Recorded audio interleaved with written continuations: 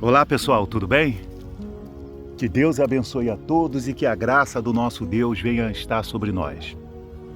Bem pessoal, com prazer eu me encontro aqui neste lugar onde eu dei início, assim, mas profundamente nesse meu trabalho de alerta, de compartilhamento de mensagem. Ficamos um tempo aí bem sumido daqui, até porque tivemos algumas obstruções de saúde. E hoje, eu me levantei e falei assim, eu vou retornar ao monte. Estou aqui, tá aí, tá a cidade ali embaixo, Lugar maravilhoso, lugar bom para nós podermos falar com Deus, Só tem que ter cuidado com os peçonhentos, mas nós estamos aqui hoje e gostaria de fazer uma oração. Querido Deus e eterno Pai, eu te louvo e te glorifico por poder estar aqui, meu Pai. Exaltado seja o teu nome.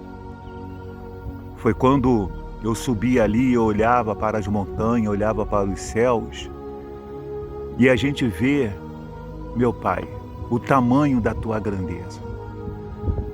Porque a tua palavra, Isaías diz, na majestade do Senhor, que o Senhor mede esses céus a palmos. Essas montanhas que nós estamos aqui a ver, que nós vemos aqui, o Senhor diz que, tua palavra diz que o Senhor pesa elas em balança. O Senhor se inclina para olhar para esse mundo.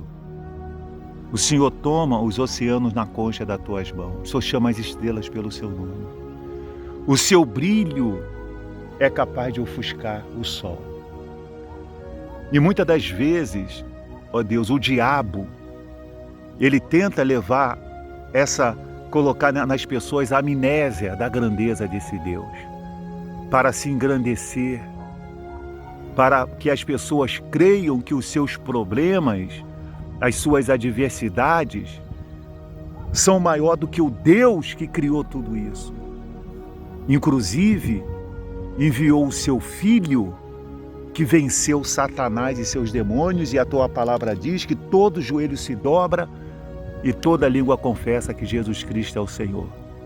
E que no nome dele nós podemos todas as coisas. Então, em nome de Jesus, ó Deus, que sejamos nós abençoados agora. Que essa pessoa pegue essa palavra que nós estamos falando aqui, do nome de Jesus, e ela começa a reagir às adversidades, aos problemas que ela tem passado, que ela está enfrentando. Se ela estava até agora rendida, oprimida, pensando que não tinha mais jeito, pronto. Agora ela está recebendo a saída. A saída é Jesus. Ela levar Jesus para essa causa. E começar a orar, começar a buscá-lo incessantemente. E tudo isso vai ser dissolvido em nome de Jesus. Amém. Bem, meus irmãos, eu gostaria de compartilhar com vocês uma mensagem, uma palavra, que está aqui no livro de Hebreus 11, versículo 2. No livro de Hebreus 11, versículo 2, que diz assim: pois pela fé os antigos obtiveram bom testemunho. Pois pela fé os antigos obtiveram bom testemunho.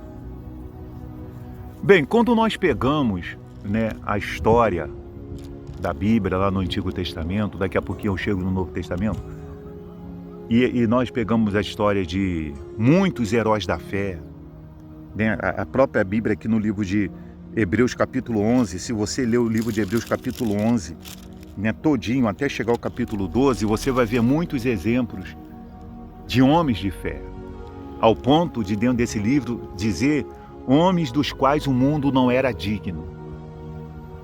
Homens dos quais o mundo não era digno. Homens que venceram inimigos, venceram situações por um simples fato de eles confiar, ter fé em Deus. Ter fé em Deus. E aqui a Bíblia tem, né, no capítulo 10, 35, né, a receita certa, com os ingredientes certos, de como que esses homens obtiveram bom testemunho. No capítulo 10, versículo 35 de Hebreus, diz: não abandoneis, portanto, a vossa confiança. Ela tem grande galardão. Com efeito, tendes necessidade de perseverança, para que, havendo feito a vontade de Deus, alcanceis a promessa. Então vamos lá. Vamos pegar algumas palavras aqui de dentro desses versículos. Primeiro, não abandonar a confiança, né? Aí vem lá, necessidade de perseverança. E para fechar, né, para dar sabor, para dar sustância a essa receita, vem o mais importante. Vem o mais importante, havendo feito a vontade de Deus. Então esses homens que alcançaram bom testemunho, eles confiaram. Eles perseveraram. Mas o mais importante de tudo, eles fizeram, que foi fazer a vontade de Deus. O segredo está nisso. Fazer a vontade de Deus. E nem sempre a vontade de Deus para a nossa vida é o que nós pedimos nas nossas orações. Nem sempre a vontade de Deus vai ser o que nós pedimos nas nossas orações. Claro que eu acredito que sempre Deus vai ter o melhor para mim, ainda que seja diferente do que eu peço nas minhas orações, ainda que seja diferente do que eu boto expectativa, ainda que seja a diferença do tempo que eu preciso que aconteça. Mas o que eu tenho que fazer é não abandonar a minha confiança, né? E perseverar. O problema, meus irmãos, dos dias atuais, das pessoas, é que as pessoas, elas são muito imediatistas. Inclusive dentro da igreja. Inclusive, muitas placas de igreja ensina o povo a ser imediatista.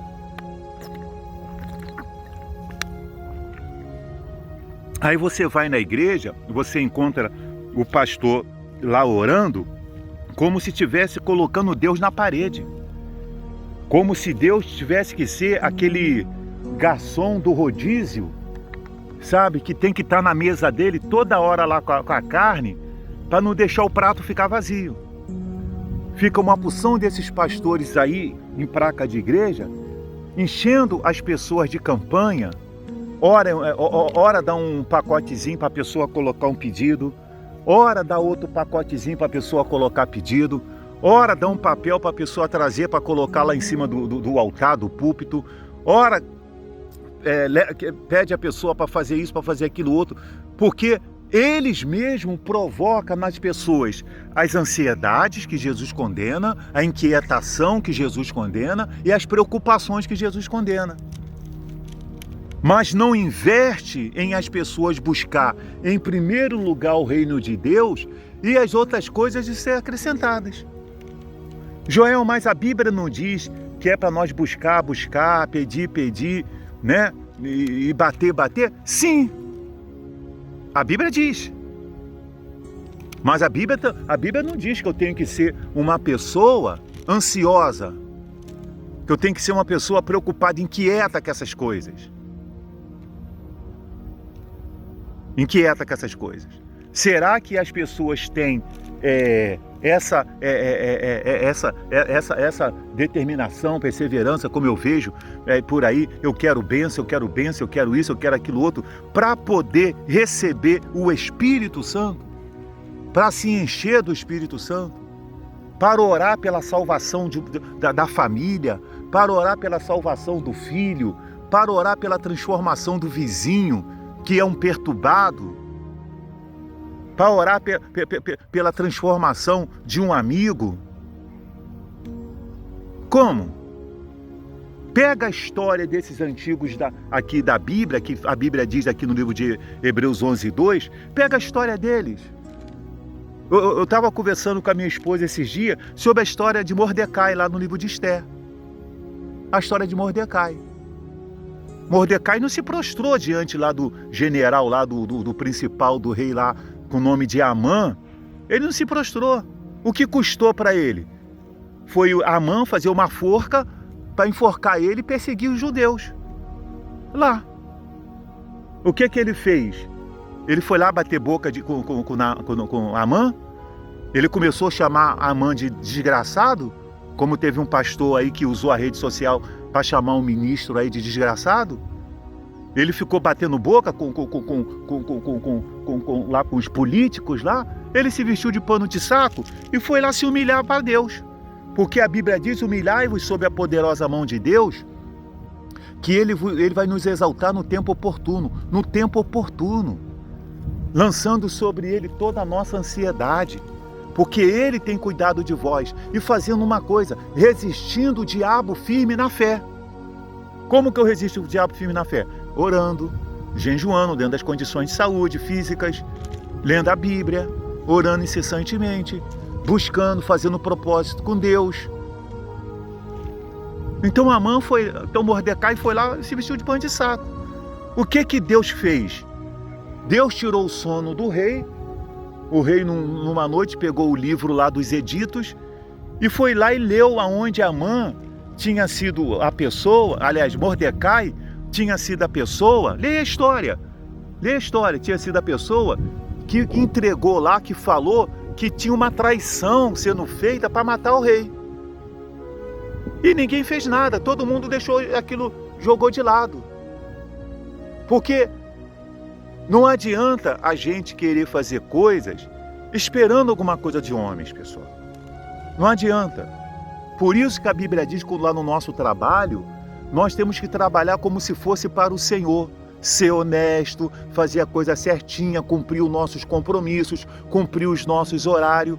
Não esperar do homem, porque se você trabalha esperando alguma coisa com o homem, cedo ou tarde você vai se decepcionar. Mas quando você trabalha esperando em Deus, Deus nunca nos decepciona. Deus sempre vai ter uma porta, além daquela que se fecha, melhor e mais ajustável às nossas necessidades. Então, o rei pegou lá e leu aquele edito e viu o que Mordecai tinha feito. Mordecai, na verdade, salvou a vida dele. E o rei perguntou: vem cá, o que foi feito a esse homem aqui, para poder recompensar ele por esse feito? Falaram: nada, rei. Aí Amã, que tinha preparado a forca, que era um dos que o rei confiava, Amã foi chamado e o rei falou assim para Amã: Amã, o que se deve fazer a um homem a quem um rei quer honrar? A Bíblia está escrito lá que Amã disse assim com ele assim: mas quem o rei iria honrar a não ser eu?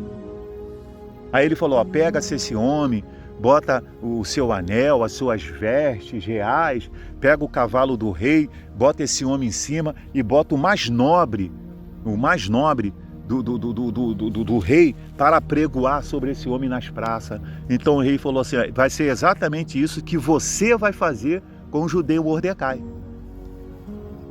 Pronto, ali Amã caiu. Mordecai, que estava lá para o Amã enforcar ele, Amã teve que pegar Mordecai, botar as vestes reais, botar em cima do cavalo e sair nas praças falando de Mordecai, das coisas boas de Mordecai. Ali ele caiu. Se você pegar a história, você vai ver o fim de Amã. E você vai ver o que aconteceu com Mordecai. Os humilhados sempre serão exaltados quando ele cumpre o que diz lá, que nós lemos lá em Hebreus: havendo feito a vontade de Deus. Qual é a situação que você se encontra, meu amigo e minha amiga, meu irmão? Em qual situação que você se encontra? O que está acontecendo? Não é maior do que Deus. Não é maior do que nosso Senhor Jesus Cristo. O nosso Senhor Jesus Cristo, ele veio a esse mundo e venceu e nos deu a oportunidade de ser mais do que vencedores. Joel, você está falando aí do Antigo Testamento, mas que bom testemunho é esse que os antigos, né, obtiveram? Paulo foi decapitado, Pedro foi crucificado de cabeça para baixo, Tiago morreu à espada, o outro lá morreu apedrejado. Isso é bom testemunho? No Novo Testamento é. Morrer pelo nome de Jesus e ser fiel até o fim, isso é um ótimo testemunho. Tanto que ele diz no livro de Mateus, aqui, deixa eu ler aqui. Nas bem-aventuranças, ele fala aqui, né, que bem-aventurado os perseguidos por causa da justiça, porque deles é o reino dos céus. Bem-aventurados sois quando por minha causa vos injuriarem e vos perseguirem e mentindo disserem todo mal contra vós. Regozijai-vos e exultai, porque é grande o vosso galardão no céu, pois assim perseguiram os profetas que viveram antes de vós. Então esses homens que tornaram-se mártires por pregar a palavra de Deus, por falar do nosso Senhor, aqueles que foram jogados nas arenas, aqueles que foram mortos por não negar Jesus, eles alcançaram o bom testemunho, que hoje estão com Jesus na glória. Porque não é o que eles podem fazer a esse corpo aqui. Nós não devemos temer aquele que pode fazer algo à carne, mas não nos sujeitar àquele que pode levar nossa alma para o lago de fogo, para o inferno, que é Satanás. Não nos sujeitando a ele. Ao que vão fazer ao nosso corpo, por causa do amor a Jesus, por nós não nos render à mentira, à corrupção desse mundo, à desonestidade desse mundo, às sugestões desse mundo, que o mundo traz sugestões para beneficiar. Por isso tem uma porção de pessoas aí, cheias de bens materiais, com porção de coisas que de uma hora para outra aparecem com isso aí, mas estão cheias de corrupções. Então as almas delas estão sujeitas ao inferno, ao lago de fogo. Mas elas falam assim, não, o meu corpo está aqui curtindo, eu tenho esse iate aqui para me poder botar no Instagram, todo mundo vê a minha vida, olha o carrão que eu estou andando, olha um carro de 1 milhão, olha a casa que eu estou morando, eu posso estar toda hora viajando para lá, para cá, mas a alma é pobre, miserável. De alma, eles são pobres e miseráveis. Eles vão viver a eternidade no lugar mais pobre desse mundo, que vai ser o lago de fogo, com ranger de dente, choro e ranger de dente. Enquanto que aqueles que talvez estão catando lixo, talvez você não tenha condição de comer carne todo dia, que não é vergonha. Eu não como carne todo dia. Ontem eu cozinhei 6 ovos para mim. Para me comer, que eu gosto de comer ovos, gosto de ovos, não é vergonha nenhuma. Você fala assim, eu não consigo comer uma carne, eu não consigo comer uma boa mistura. Não se preocupe, você tem condição, não se frustre por causa disso. O que você tem que fazer é guardar a sua alma em Jesus Cristo, para que um dia você viva o novo céu e a nova terra. Tá certo? Porque saiba de uma coisa, o arrebatamento da igreja vai acontecer e este mundo vai ter um fim. Que Deus abençoe a todos e até o próximo vídeo.